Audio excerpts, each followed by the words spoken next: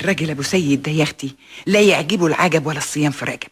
الراجل يا حبيبتي الشهر اللي فات لقاني نزلت جبت خزين البيت بتاع الشهر كله، قام قال لي والله يا بنبع عين العقل، الست العاقله هي اللي بتجيب خزينها من اول الشهر في حدود ميزانيتها، وبالشكل ده ما تشيلش هم حاجه ابدا طول الشهر.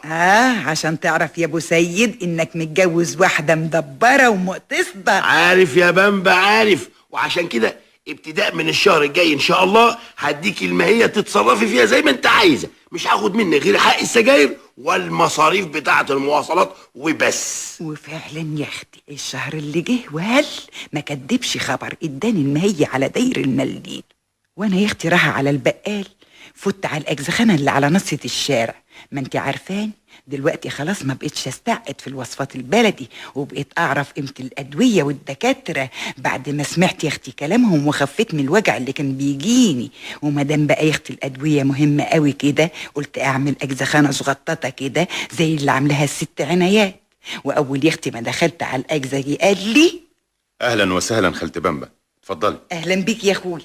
بقول ايه يسترك اديني شريط اسبرين. طيب حاضر اتفضلي. وده ايه ده يا اخويا اللي في العلبه اللي هناك دي؟ دي فيتامينات مقويه يا خالت بامبا. مقويه؟ خلاص. بقول ايه هات لي منها 5.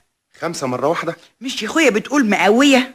احسن حاجه تقوي يا خالت بامبا هي الاكل. ايه والفيتامينات دي بتساعد بس يا اخويا. هو انا عاد فيا حيل اكل ولا امضغ؟ هات.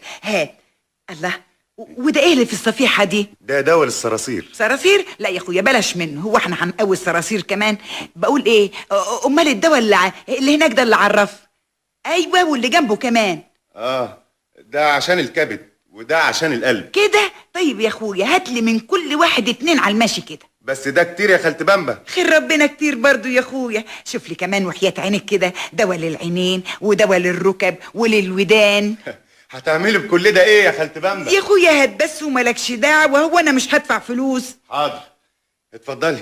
هقول ايه؟ وخدت يا حبيبتي الادويه اللي انا اشتريتها دي كلها اشكال والوان في علبه كرتون قد كده اهو، وتاني مروحه على البيت. ايه ده؟ ايه يا بامب؟ ايه الادويه دي كلها؟ انت هتفتحي اجزخانه؟ ايه للعينين وللكبد وللكلاوي؟ الله، انت بتشتكي من الحاجات دي كلها ولا ايه؟ العدو اللي يكرهني. الله، امال جايبه ده كله لمين؟ احتياطي. مين؟ للطوارئ. افرض جالك في بحر الشهر وجع في قلبك، وجع في مصارينك، الله، وجع في عينيك، وبعدين بقى يبقى ساعتها نعمل ايه؟ والله انت اللي باين لك جالك وجع في عقلك يا بامبا. الادويه دي ما تجيش الا للضروره يا بامبا. انت فاكره الاجزخانه دي ايه؟ محل بقاله، محل مانيفاتوره، داخله تنقي اللي يعجبك واللي ما يعجبكيش.